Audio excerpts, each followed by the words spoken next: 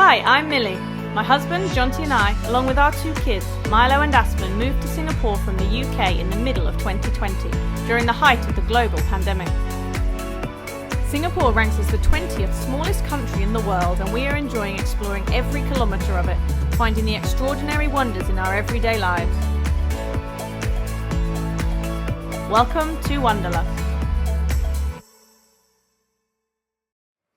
Hello!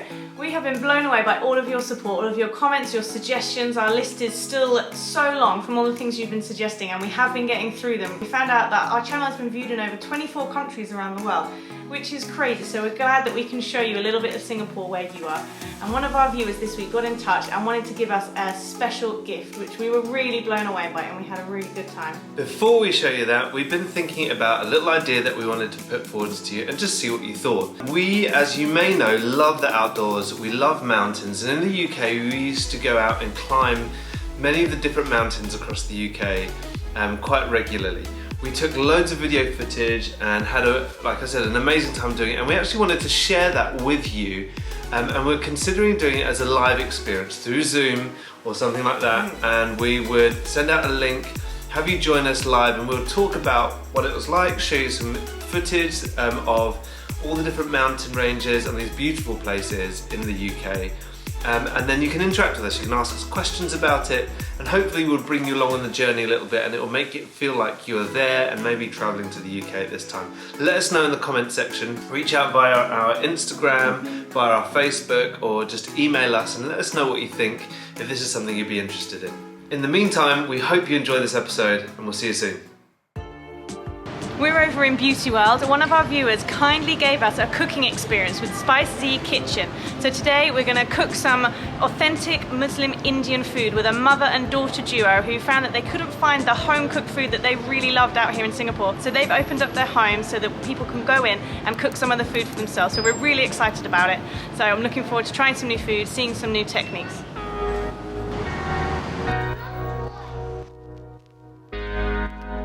Aww.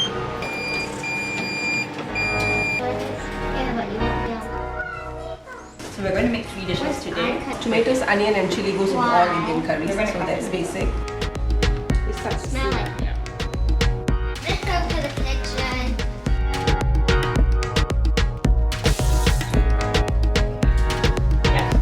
And then let's slice them. Thin slices. Like this, thin slices. And then we put them here. So put them in the water. And this one. You're getting it. So if you hold it this way, it won't cut. You need to hold it this way. Well done. The back of the knife. Yeah, he said What was this called again? We've just cut all the vegetables. There's one in here that I don't really recognise, so I'm looking forward to trying that. We've got them all in water. The kids are doing a really good job. We've got another potato to cut that Milo's going to come and do.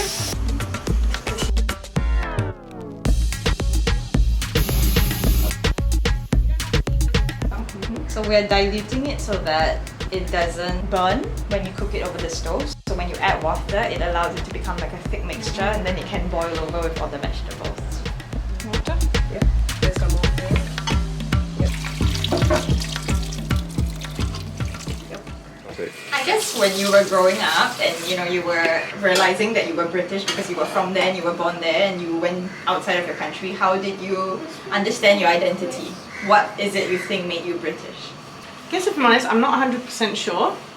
And I think that's part of the reason why I don't miss the UK as the UK. Like, I miss friends and family like that, but I don't feel like I've lost my identity. I don't feel like I've come here and I'm like, I want to find something British because I miss home. I already feel home here because of the culture here. So whether I think maybe I like the culture a bit more. But would you consider your history of the language? English, like Shakespeare, right? I mean, I love English. I guess as a language, I've never really, I've not As in, really like- thought of it more than this is the language I speak. Internet. Okay. Actually, you know what's really interesting? Actually, now that we talk about it, like when the British came to Singapore, they implemented a lot of things. They weren't as like violent as they were in other Southeast Asian countries when they came to Singapore, and they built a lot of systems that work like our 5-foot way. that is in Juchet Place and many other places in the east, and the botanical gardens. So actually, people associate these systems with the West, but they're not entirely, because people were already doing it in their own languages, in their own, small parts of the world. But because English was a language that everyone started speaking, we associated this knowledge base to England. Yeah. Right? So I think even for me, like when I started learning more about Singapore's history, I really questioned myself, like, is this English culture? Or is this just a know-how that was passed in English, so we associate it to the language? Yeah. Right? Yeah, You think that's so? interesting. Yeah, I'm just spoiling over. So this is like the conversation. And the onions, ginger garlic paste, chili, and then it's gonna go on top of the boiling hot curry. You know what you do when people come? You don't do this every day. It's gonna,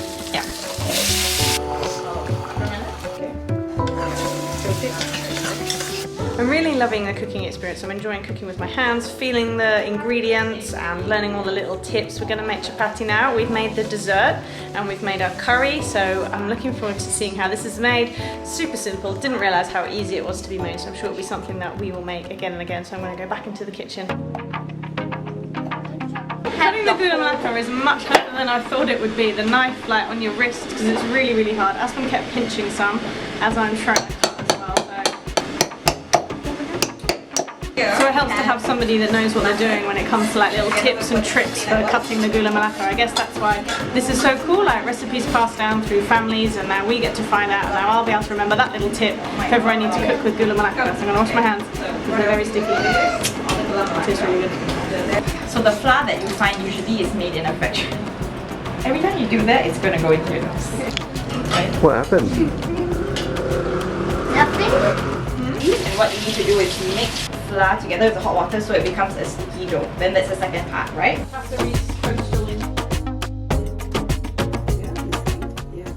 do this, That's easy.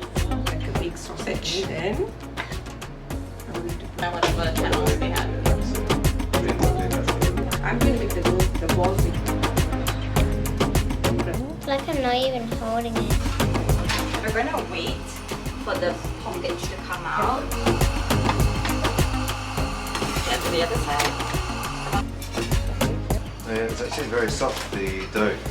It's moving itself, like as I'm rolling it, you can feel the dough just moving out, which is amazing. Yeah, no pressure on the rolling pin itself.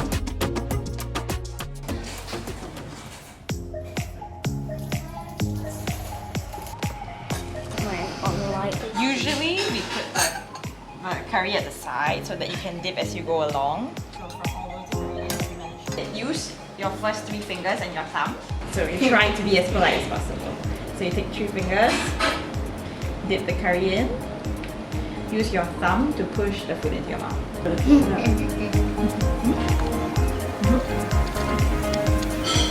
So you could eat the outside, but the inside is the tastiest part. So basically you bite and you suck out the flesh on the inside. Oh. Then you leave out the skin. Exactly, yeah. So I'm going to nibble the outside, and then I'm going to pass it to you, and then you poke the middle bit through. And you push, and then you'll see the rest of it come out the other end. There you go. It tastes like delicious lamb. So, yeah, try. You were very lucky that I shared that with you. That was Auntie Amanda, there'll be no hope. Can you have another one? There's none left. Okay, so this is delicious. The flavour reminds me a little bit of sago, which I guess is the tapioca. I really like this. I'm in Little India and I've come to Tekka Market. I haven't been here before and lots of you have been telling me that I should go. So I'm here this morning. I came straight from dropping the kids off, so it's 8:15. A few things from the market. What I didn't know is it was actually closed on a Monday, so lots of the stalls were closed. So I'm going to come back so I can see it in full swing another day this week. I've just stopped and got a matcha latte from one of the coffee places you guys recommended. They're called Generation Coffee, and it's a blend of local coffees and hand-blended coffees as well. I've got their matcha latte, which looks really, really pretty. It's still really hot. I also got some prawn noodles from a recommendation from several of you as well, including my sister-in-law in the UK, so you can watch me eat this in a few minutes. 5 for 5 1-part noodles. I've gone for the dry. It looks really good. It smells good. There was a queue when I got there, and there was a queue after me as well, so it's got to be good, right, if there's a queue. The owners of this prawn noodle place get up at 2 AM to start making the broth, and it is really delicious. They're the kind of flavours that I can't make at home from just the time it takes to make these dishes. They're only open 7 AM till 11 AM or until they sell out, and you can see why. Like, this is a labour of love that starts really early in the morning when I'm still fast asleep.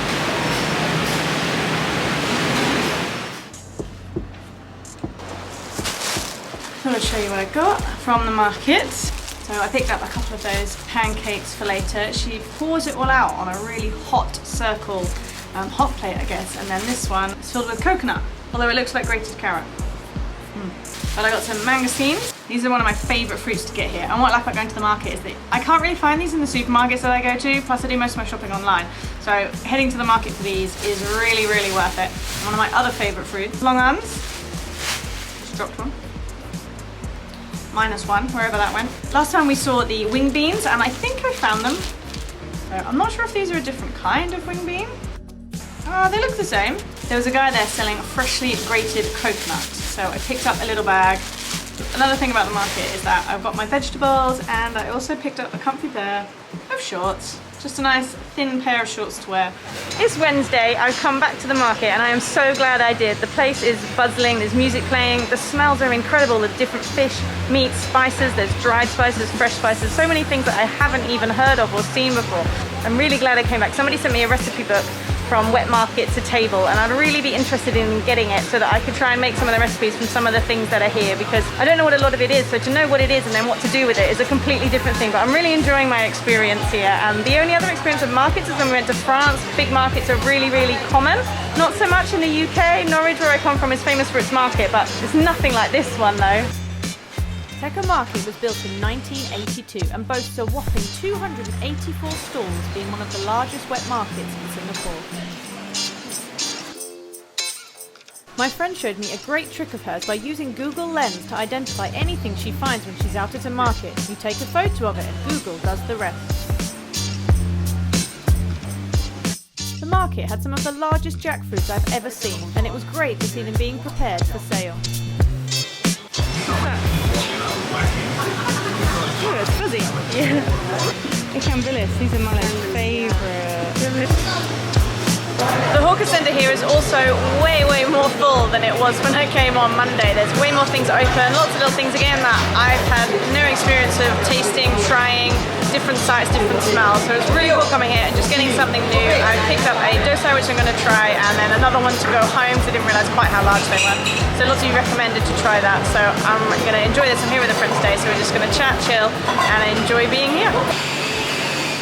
The cooking experience has definitely made me feel a lot more confident to try cooking different styles of foods with different vegetables that I didn't know yet. So I'm looking forward to getting some recipes and having another go. The market was brilliant this morning. I really enjoyed looking at all the different things, the sounds, the smells. So going to the market is something that I'd like to do a little bit more to get the fruits and vegetables from there as well. So I hope you enjoyed exploring with us, and do send me any recipes that you've got that you think that we'd like to make, and we'll give it a go. You can follow us on Instagram to see how we get on as well. Thanks for watching. Bye!